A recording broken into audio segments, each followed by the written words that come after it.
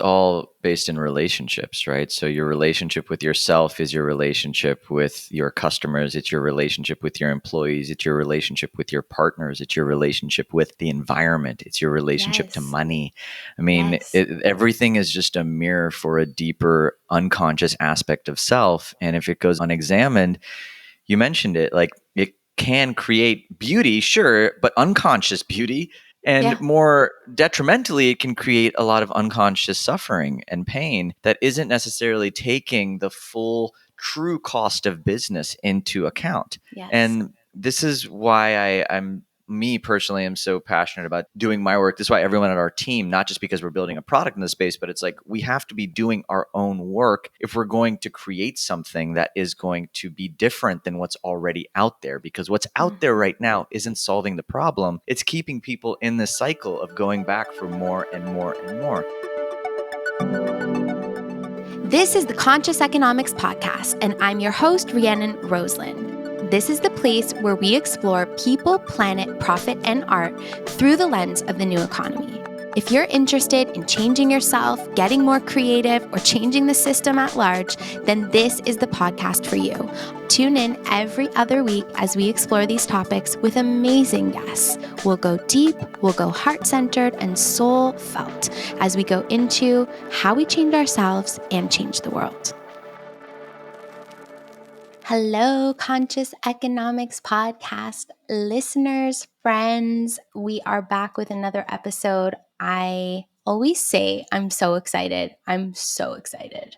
I'm so excited for you to listen to this episode. I'm still on some sort of a energetic high after speaking to Raj. Raj Jana is the co-founder and CEO of Liber8. He is a podcast host. He is just an incredible, incredible being.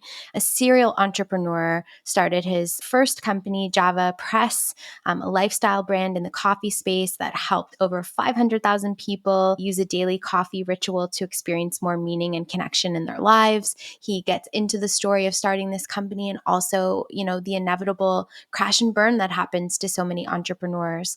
And he also shares about his incredible, awakening experience where he decided to start doing the inner work. And the inner work is what drives Liber8, which is an incredible technology platform that helps people really align themselves by understanding their core wounds, understanding their traumas, and being able to do it in such a way that's accessible, that simplifies the process to healing that can be so overwhelming. And we talk about that in the show.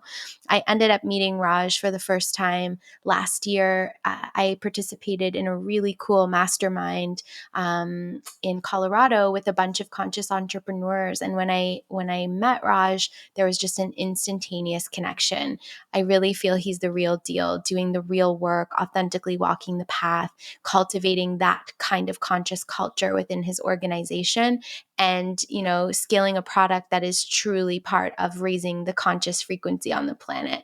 So I hope you enjoy this episode, this incredible conversation with the one and only Raj Jana.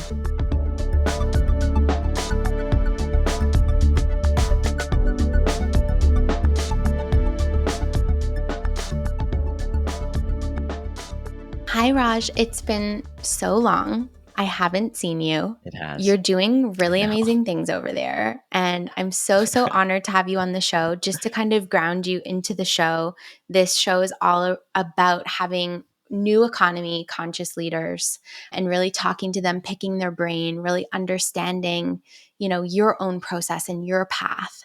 And when I met you, I instantly felt this energetic connection where I was like, I could just speak and talk and think with this person for hours. There was just an electric energy that you bring to a space. And it's so clear when I'm in your energy, how authentically you are walking your path. And so this is why I wanted to have you on. So thank you so much for being here. What a sweet intro. Thank you so much for having me. It's good to be here, and I'm grateful that we get to spend some time today. Me too. And so I think the first question, because I feel like even just the word consciousness or the path feels like overwhelming for people. Like, where does that begin? So, where did it begin for you? Where did you start to walk your path and know that you were wanting to better yourself and deepen your awareness of who you really are? Oh, that's a big question. Like pertained in life or in business? Let's start with life because it couldn't have happened in business before happening in life first. Yeah, I think the first real awakening that I had was reading The 4 Hour Work Week. Mm, It was a book by Tim Ferriss, and I was working in corporate America. I was a petroleum engineer in my past life and graduated school and was working in a 9 to 5 in a cubicle. And I just felt my soul slowly just leave. I felt myself get unhealthier. I was feeling myself lose myself in some ways because mm, I was always an athlete growing up. And then, in college, I was involved in a lot of organizations and I took leadership positions. And I always felt like I was meant to do something great. And then when I got into the corporate America, like it felt like I was caged. And so I remembered being really upset just about where I was in my life. And I was in a long distance relationship at the time. And I remember Thanksgiving of 2014 or 2013, I was on my way back home for Thanksgiving. And I walked into the airport in New Orleans and I saw a book on the shelf that just said, Escape the 9 to 5, live your dream life. And it was by Tim Ferriss. And mm, I was like, that book seems like something I should read. And I read it and it just blew my world open to this whole world of online learning and how he was retiring every 3 months. And it kind of like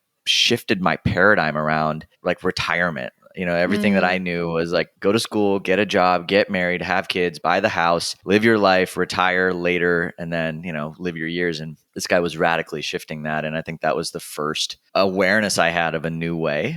And then it mm. exposed me to online learning and entrepreneurship and all these books. And then I started buying courses and teaching myself side hustles. And then I started just selling things. And then one thing Wow. led to another. And I realized entrepreneurship was my path into creating the life that I loved. But I would say like my path down a more scenic route, if you would, Yeah. instead of the one I was on, Mm. began just from a desire for more freedom and expansion.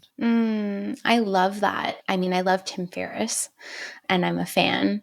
And so I really understand when you say that you just didn't have the concept, the paradigm. Like we were trained, especially our generation was trained that success looked very linear. There was like a boxed, check the boxes. This is the process. This is what it means. And so just to be able to open the consciousness to say, wait a second, it can look entirely different. And you can actually be the creator of your own destiny, of your own life, and, do things on your own terms. I think even when we talk about that right now, some people that are listening are like, oh, that seems like a privileged thing, or that seems like, not everybody can have that. And what we're trying to really expose at Conscious Economics is everybody can have that. It's a matter of aligning your actions to what you actually desire and getting clear on that and creating a plan. And so you've done that. And so now let's fast forward into you are an incredible entrepreneur and you've got some amazing stuff going on with your company, Liber8. And I've had the privilege of just working with that platform a little bit and going through the process myself. So, can you talk about that process? How did you end up founding this organization? What is the thesis of the organization? And let's start there. Yeah. So just to give a little bit of backstory before that, my first side hustle that ended up making it was a coffee company. Mm, And I had done really well with that and it had its own mission and its own thesis. But in building that company, I had gotten to a state of dysregulation while building mm, it was mm, kind of my reality. So what I mean by that is I built this thing, it was starting to make a lot of money, it was starting to help a lot of people. And then I ended up selling a large portion of it to a strategic partner because I knew that I needed to focus on my health and relationships. Like I was drinking a ton. mm, I was out of really not in like good physical health. I was in a 9-year relationship where I wasn't proposing and I didn't want to look at that at all. Like I was like overworking and burned out. So I took the space to start, going into myself And as I started doing that, I started uncovering a lot of childhood trauma and a lot of beliefs around love and intimacy and my attachment wounds, and like just opening up this whole Pandora's box of who is Raj. And I feel like about a year after I sold a portion of my company, I ended up exiting that relationship. And that's what opened up a whole world of, oh my God, like, who am I? And on that path, I was going through a lot. I was investing in coaches and healers and therapists, and you name the tool. But I just felt like I was on a hamster wheel of healing. I was on this hamster wheel of just going to the tools. I was doing a lot of psychedelic assisted therapy, and I was going into all these places to get the answers. But it's like I couldn't land the plane. I couldn't integrate. I couldn't bring the work home. And I wasn't actually looking at the deeper core root wounds that were contributing to this happening. And I didn't have awareness of them. And so I just thought, oh, let me just keep meditating. Oh, let me just keep doing the psychedelics. Let me just keep doing these tools. And in that journey is when I realized that we needed a faster way.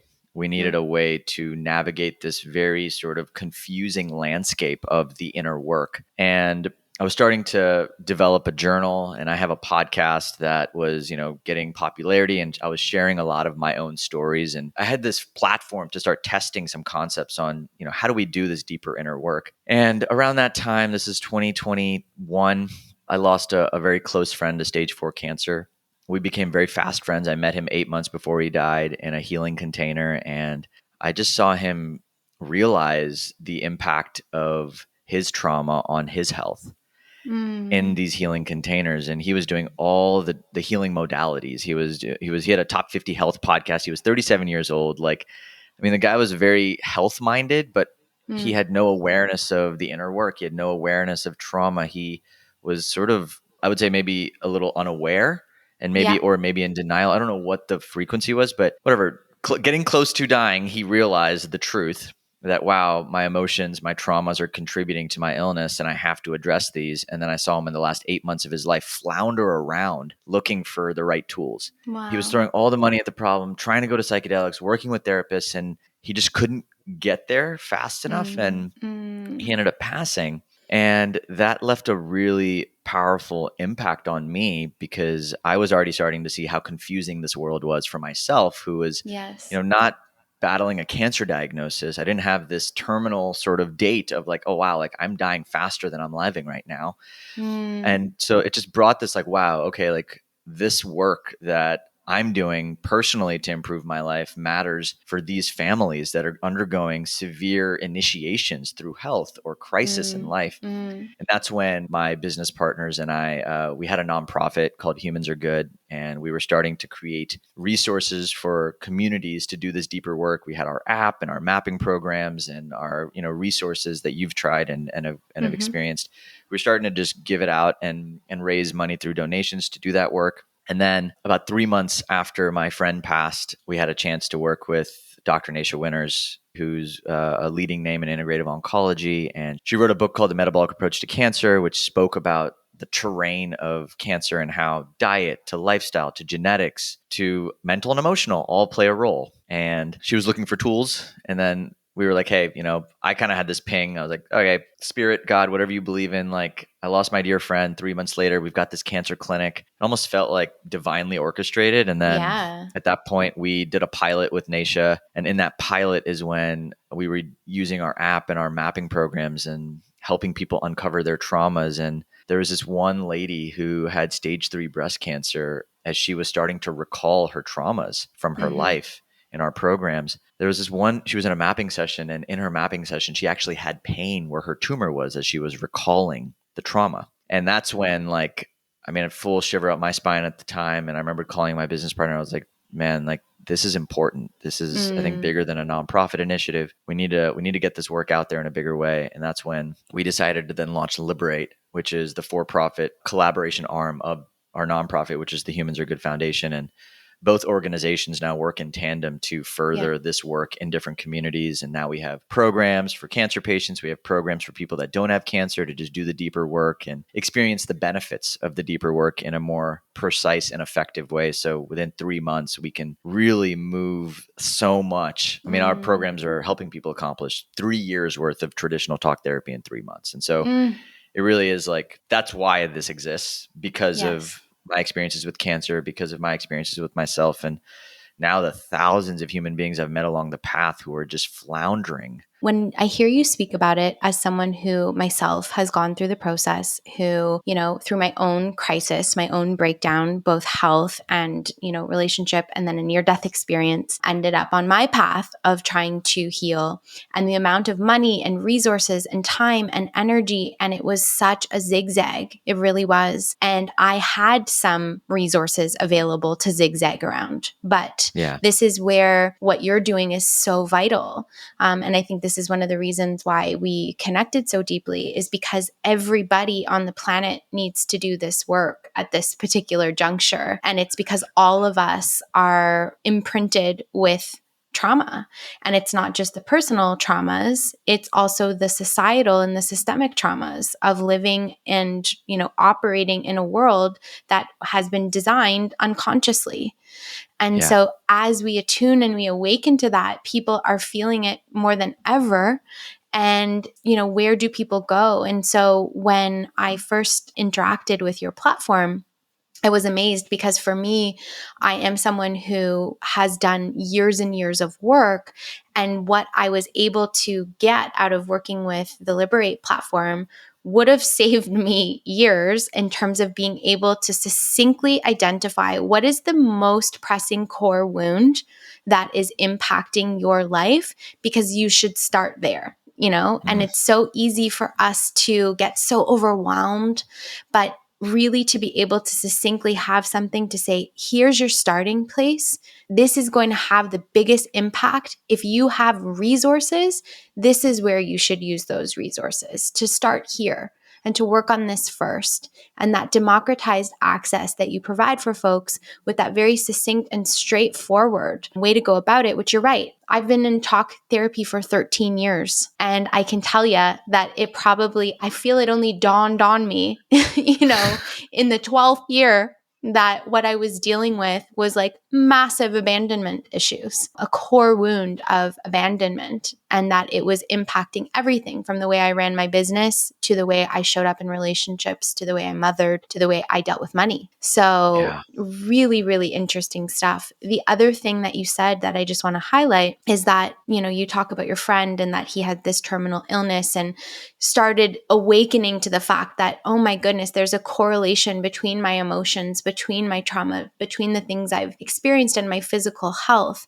And all of the time, we get to that place where we start to realize that we need to do this work because of some sort of stress or crisis point. And it doesn't necessarily mean that it is a terminal illness. But what I want to highlight in your story is that entrepreneurship is that stress and crisis point for many Totally. people. It's one of the fastest vehicles I've found to people realizing, oh, wait, I can know all the business things. I can have great business acumen. I could have gone to, this business school or have these mentors or these founders around me, but your shit will show up in the way that you run your business. Totally. 100%. I mean, it's all based in relationships, right? So your relationship with yourself is your relationship with your customers. It's your relationship with your employees. It's your relationship with your partners. It's your relationship with the environment. It's your relationship to Yes. money. I mean, Yes. everything is just a mirror for a deeper unconscious aspect of self. And if it goes unexamined, you mentioned it, like it can create beauty, sure, but unconscious beauty.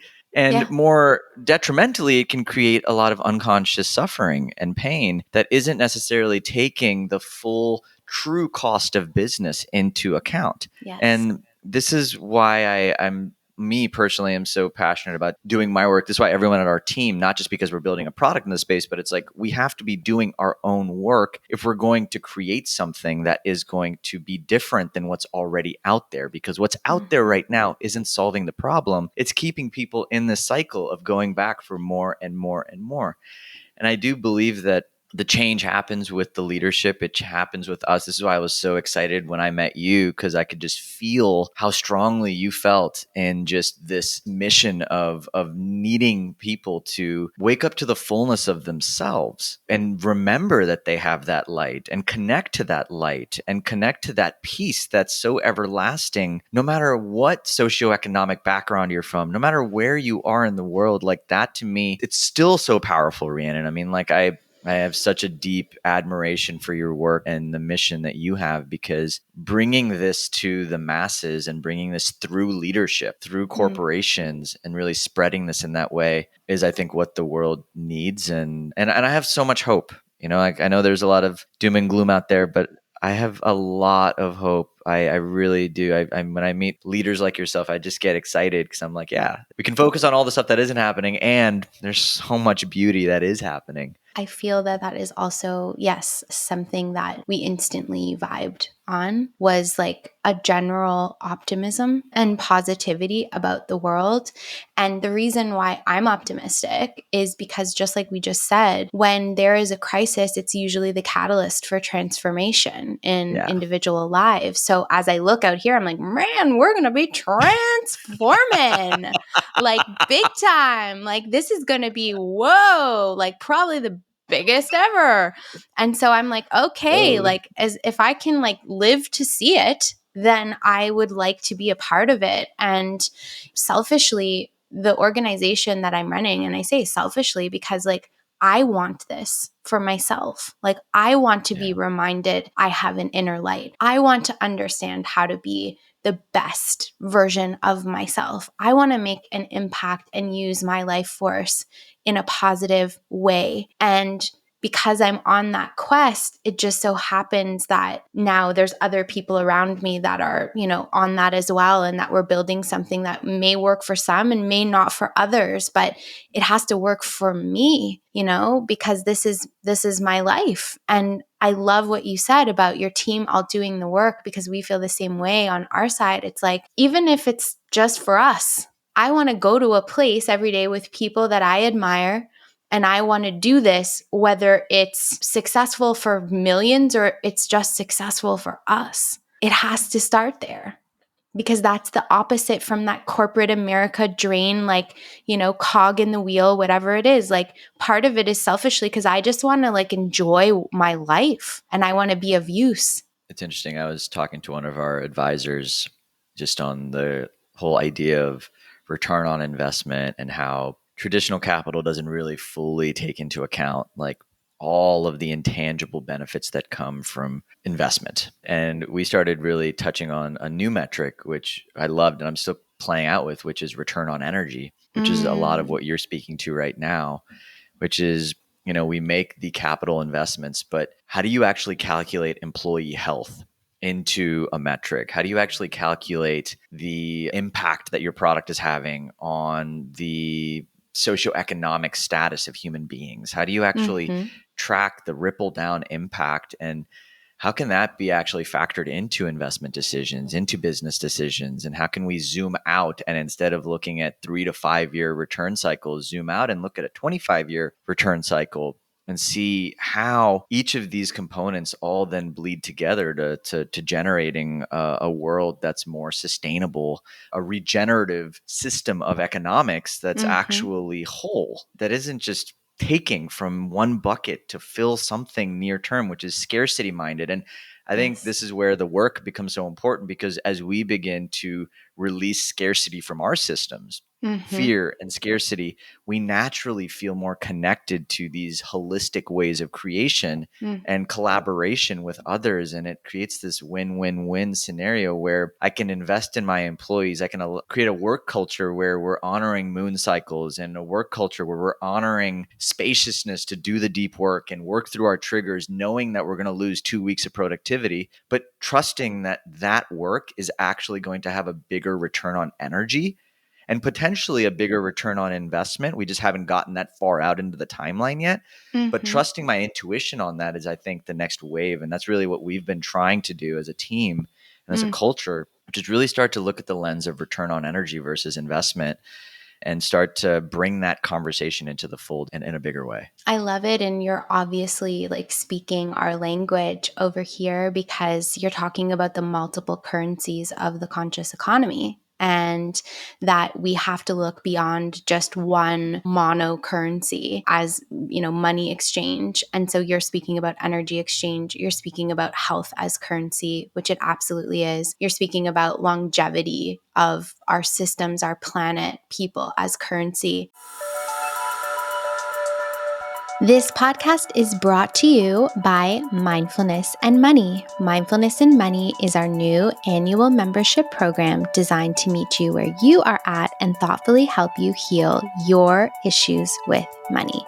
Join Asil Albaba, our in-house financial therapist, and myself, Rhiannon Rosalind, as we help you uncover all the deep-seated blocks that are preventing you from living your most authentic, powerful expression with money and out in the world.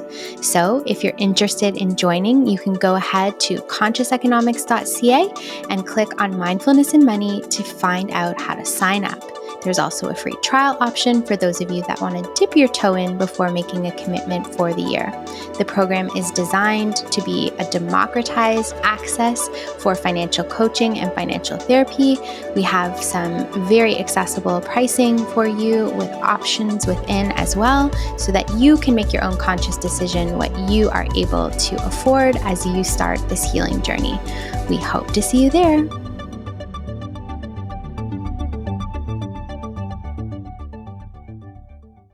Another one that we think is probably one of the most important currencies of the new economy is creativity. And in order to actually have your creative capacity at maximum, you need to be well, you need to be rested, you need to have spaciousness. And creativity is innovation. So, some business leaders are obsessed around this problem solving innovation. It's really art. That's what that is. And so coming back into the artistry of ourselves as creators, as human beings, and starting to look that way and starting to actually infiltrate, exactly like you said, when we look at private capital investment and we look at all of these different areas that have a very specific measuring stick or metric in terms of what they look at. But we look at the degradation of our planet, or the fact that most big organizations, entrepreneurial or corporate, are losing people at mass right now. That retention has become almost nearly impossible. So the fact that you're speaking in this way is just a perfect example of why I wanted you on the show, because 2 weeks loss of productivity, but 20-year loyalty in people that want to stay with you is immeasurable. And the return on investment, both from a capital perspective, but from so many other markers, is just beyond what the small mind can comprehend. Bingo. That's it. Yeah. It's beyond what, and because the system at large was built by the small mind, it doesn't actually honor the full intricacy of this holistic system that I think is what's being birthed through some of these new regenerative models and a lot of the innovation that's happening. And I believe that this is where each individual conscious organization that chooses to be conscious, because it's a choice. It is ultimately a choice to make these types of decisions and to stand by them and to communicate them and to find capital partners that believe in that. We've had to turn down capital partners that are not in alignment with this philosophy because we personally know that if we take on the wrong capital, this whole thing will just die. We know it, because if we try to push something that isn't ready to be pushed, if we try to squeeze something out of a rock that is not meant to be squeezed, the whole thing isn't going to thrive. And I've been really switching my mindset. Like everything I've built to this date before Liber8 was, I would say I built it, which is in some ways very ego driven. I built this. I rolled up my sleeves. I hustled. I called the people. I made things happen. Liber8's the first thing I feel like I'm not really building. I'm more stewarding and growing. And the way you would tend to a garden is very different than the way you would build a house, right? It's not like there's very different dynamics, masculine and feminine energies in some ways. Like the house is much more like, let's just get it done, the same thing every single day, lay brick by brick, the same every single day. But a garden is more slow, and you have to be patient, and there's seasons, and you have to take into account all the different life forms that are in your garden and what's going to be best there. And it's more messy, it's less predictable, but it's also what brings life. It's what thrives. It's what Yeah. is a part of nature, and coming back to that. So I don't necessarily know if I have all the answers. I think more questions than You've got a answers. lot of answers for I've got a lot of me. I've got good questions that we ask as a company Yeah. that then lead to innovative solutions. But I don't know if these solutions are how they're gonna turn out in 20 years. I don't know. All I know is that right now they feel like the right thing to be doing, and that's really how we're choosing. So like, if I could even kind of zoom out, like I think it's so important to come back to your value systems at a company Yes. level Yeah. and really ensure that your values are in alignment. Like one of our values is we don't serve our individual egos, we serve the collective vision. So if there's like, that's like one of our core values. And so like having that baked into the culture has been so important because it allows for these types of conversations. Like when we're taking capital or when we're going to do something that's it's like, let's zoom out for a second and make sure it's good for the whole thing. There's So so many things that you're saying right now that we're saying, like we're speaking a language through our own filter. We're saying a lot of the same things. And so one of the things that we talk about at Conscious Economics is that our businesses and our economies actually need to mimic nature, and that nature is our guiding tool to actually organize real systems that are interdependent and co-creative and that can be sustainable, because nature without intervention sustains, and it has its own ecosystem, and it has a hierarchy, and it has a checks and balances, and it has all of these features and functions. And I think you're absolutely right. We've approached business on a very linear mindset where it's been about one thing and one thing only, which has been profit at all cost, at cost of people, at cost of planet, to its own detriment. Like it's not even working for even that goal in the end of the day. Because if you don't have a planet, to live on, and if people are so unwell that they can't even work, then you're not at all, then it's bad business just in general. I think this speaks to a bigger kind of existential sort of crisis or conversation around us not really being connected to our mortality, to our humanity, to the fact that we came from this earth and we'll go back into this earth. Like, I think there's a genuine disconnect, Yes. which I think is driving a lot of and the resistance to really embrace and contemplate mortality, the physical nature of our being, the natural laws, I believe is what's creating this delusion or this Yes. illusion of security, this illusion of certainty, this illusion of safety, which is not actually safe because we are It's the dying, we are burning opposite. out. It's the It's the opposite. opposite. It's Yeah. the opposite of safe. If we actually define what is safe, it's alive, Yeah. right? Like it's all rooted in that, and it's just not. So, this is another reason why I'm such a big proponent of inspiring people to do the work and creating safe spaces for that to happen, because Yeah. when we shift our relationship to safety and our bodies and mortality, these overarching, like the trickle down impact of our actions, actually, like they're in alignment because ultimately we're aligning to the bigger macro picture. Well, and I love just listening to you as you say, I'm investing in doing things differently. I don't exactly know what it's going to look like in 20 years, but when I tune in, it feels good. And just that alone, so using our most ancient technology that we have is our body, this body, this evolutionary vessel that we are in that knows so much more. Like all of these systems function without us even thinking about it. Our digestive system, our blood, our heart, our brain. And it's so interesting to me how much we ignore that. And we've, become a society and a culture that is living from the, neck up.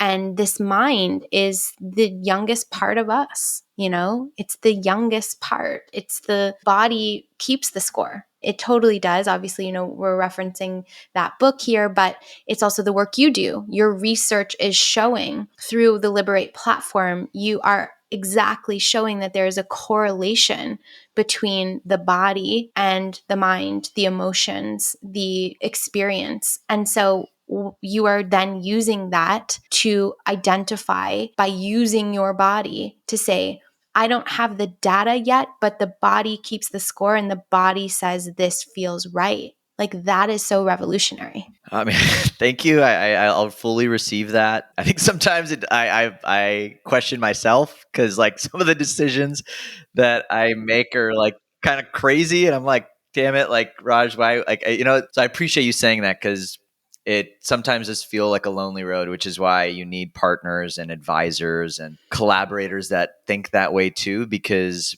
it is, I mean, we're inundated with examples of how the opposite is working, I how the know. opposite is leading to near-term benefit, whether it's in the form of profits or money or capital or abundance in quote unquotes, right? Like, and so even me, like, this is why it's so important for me to do my own work. Truly, like, I really feel like me continuing to deepen my connection to a higher power, the universe, God, whatever you call that, deepen my connection to my body and my intuition, stay rooted in my connection to mission and my why is just as important as anything else. In fact, I would say probably the most important. Yep. I believe that if the leaders are not doing their work, everything is off. Like, and Yeah. we've seen this over and over again with Liberate. Like when I'm not doing my work, when I feel disconnected, it's like things are shaky. Things aren't as clear. I agree. It's so true. And thank you for also bringing up exactly what you did. So honestly, because I'm over here, I'm saying all of the things, I'm doing all of the work, I'm receiving the confirmation through my intuition, through synchronicities, through all the rest of it. But then I'm looking over next door and like these people are killing it and they're, scaled their, company triple X and this and that. And I'm like, am I doing the right thing? Like, Yeah. you can spiral so easily. And I think like, just in all honesty, you messaged me because you and I were talking. We were both in the middle of launching projects. I was launching a big project around mindfulness and money, and we were offering a new membership service. And like you wrote me like, how did your launch go? And I was like, brutal. Like it totally just like like, and it is what it is. It's like, yes, we can have great ideas, we can have great products, but it's still an uphill battle because there is a particular way that the system and the world and people are operating right now. And Yeah. I find that people are so tired and so burnt out and so overwhelmed by all the blast of information that even the good stuff's not getting through. Like, that's just what I'm kind of feeling into right now. And so it's tough. It's tough when you're out there and you're wanting to really hold down the fort of doing something in a different way.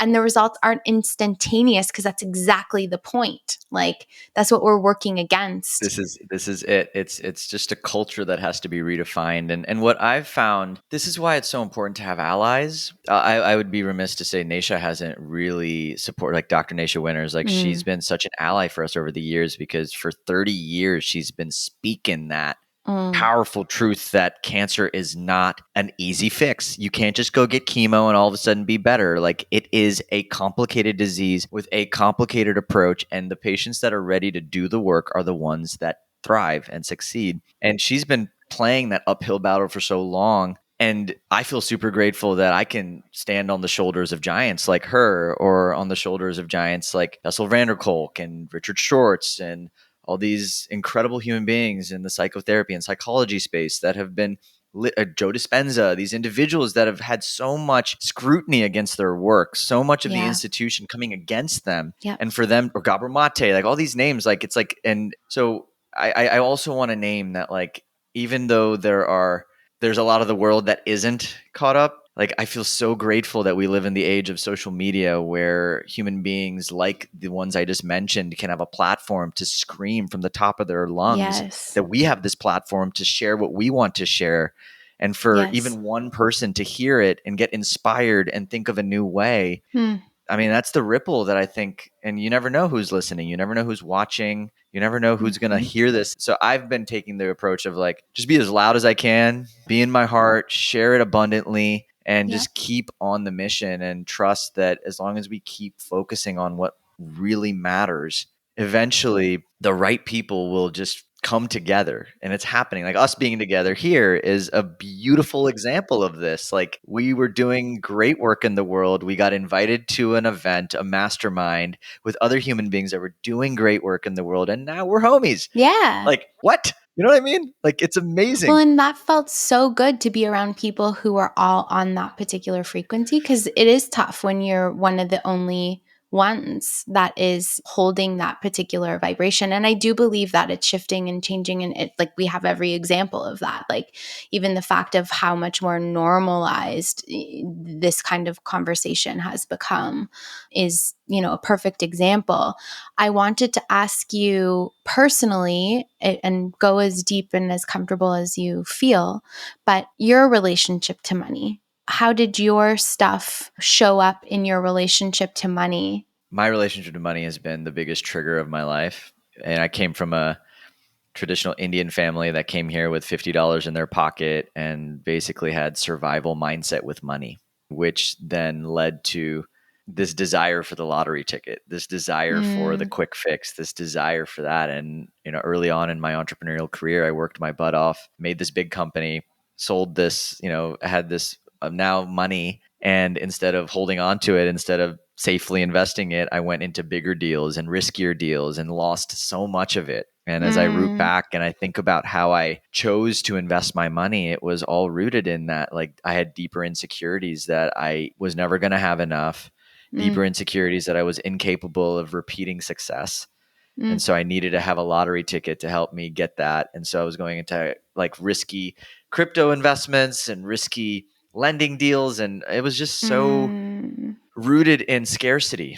mm, And mm, even when we first started Liberate, I had such a hard time raising capital because I was so connected to that scarcity. And I believe that as I was out there doing capital raising, you could feel it.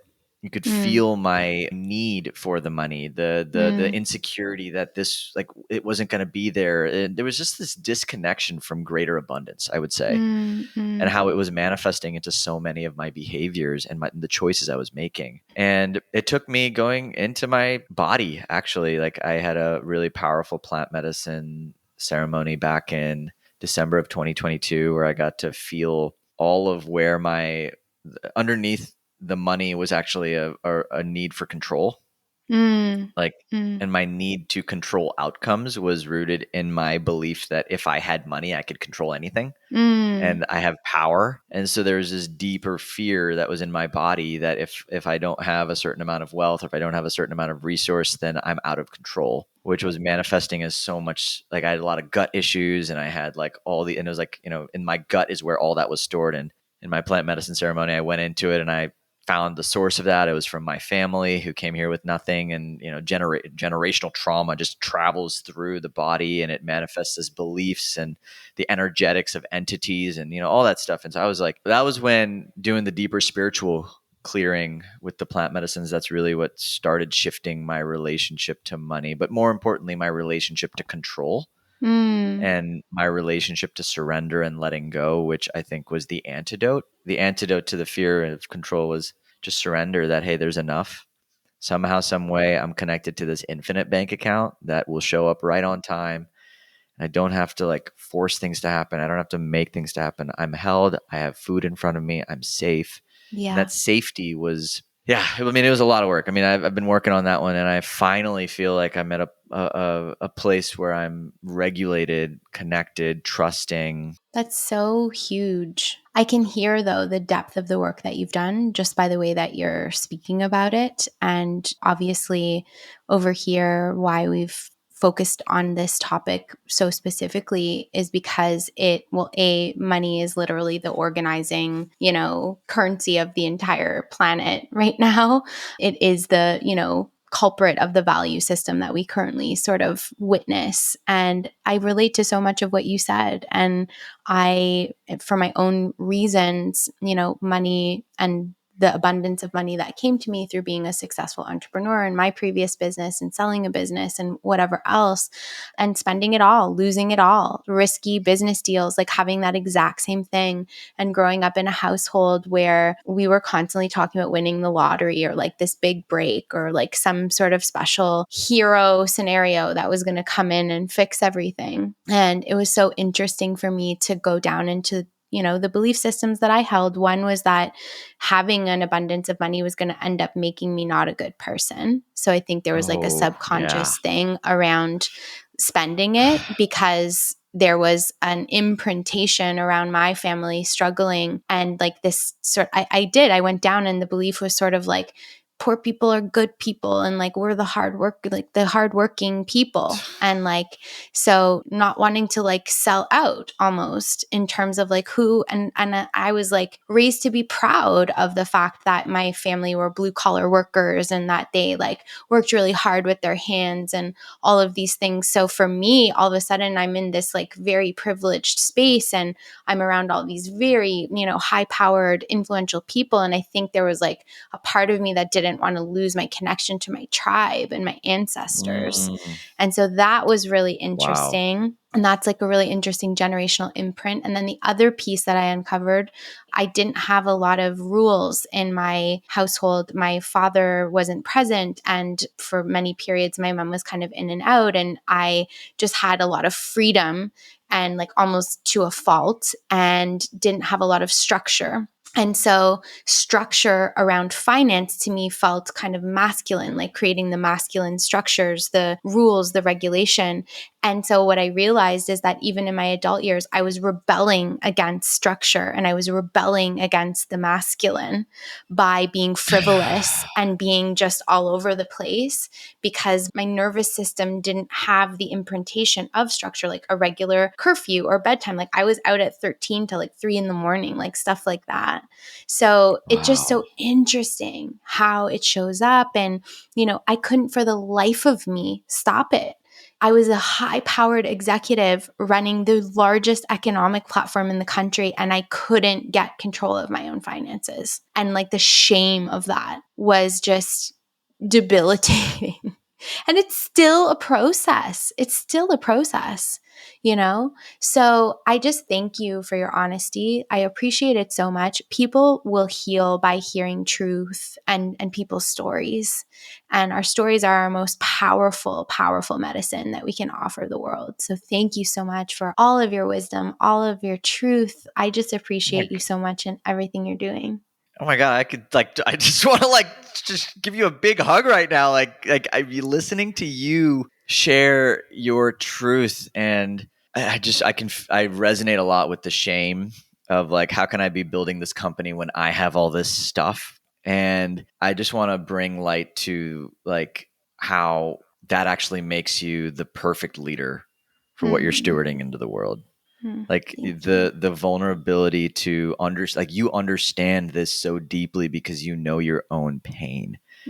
You Mm, know this so deeply, and that's where your heart for it comes from. And I'm saying this to you, I'm saying this to myself in some ways. Like I feel like our mess is our medicine, and mm, our mm, mess then becomes our message. It's mm, like it's both, right? Like there's so much fertile soil in our truth, and when we allow shame to be seen in the sunlight, it turns into gold, and it allows all of us to be a catalyst for each other. This is why I think we need each other. This is why I think we need platforms like this. This is why I'm such a believer in community, supporting one another and healing together, because like you said, when we can vulnerably own the parts of us that we've been hiding in the shame, the more mm, liberated we are. And in that liberation comes the ripple impact of love and connection and healing that the world really needs, the salve that the world really needs mm, to mm, come back mm, into mm, harmony. And so I just want to honor you, acknowledge you. I appreciate you, mm. celebrating you. I mean, truly, I so see you, and I so am grateful that I get to witness you step into this version of you. And for me to know Mm. you in this chapter of your life feels like a real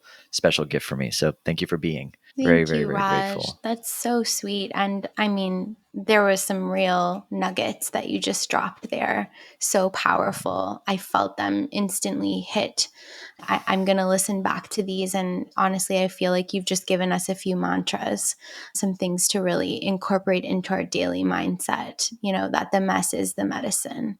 Like it is. And I think that so many of us were so afraid. And that's exactly why I'm willing to share, because I know that I've been out there. I've connected with so many people that are suffering because they feel like for some reason the things that they've done or the things that they can't do somehow don't let them be valuable. And that is so not true. And so, yeah, I love it so much. So to end off, where can people who I know are going to be absolutely just smitten with you and want to know more, where can they find more of you and where can they find more about Liber8? Yeah, so Liber8, you can just go to www.liber8.health. That's Liber8.health. You can learn about our programs and any offerings that we have. And then me, you can check out my podcast. It's called Stay Grounded. And then you can also find me on Instagram. That's where I'm most active, at Raj_Jana. And yeah, let me know how this lands for you. I love hearing from listeners. And yeah, again, thank you, Rhiannon. I'm very grateful. This was a super nourishing, and it made my day. So I feel like anything else I do today is a bonus. Mine too. It's a good way to end off a long week. I agree. So thank you so much. And I'm so excited for our community to be able to check out what you're doing. So we will link all of those platforms in the show notes. And I encourage all of our listeners to check out Liber8. I went through the process myself. It is so fascinating. It's so special and spectacular. Some of the work that you're doing with Dr. Nisha Winters and Raj's podcast is incredible. It's amazing. You're amazing. So I highly encourage all of our folks to go check it out. We love you so much. And we will be back in 2 weeks' time with another episode of the Conscious Economics Podcast. Bye for now.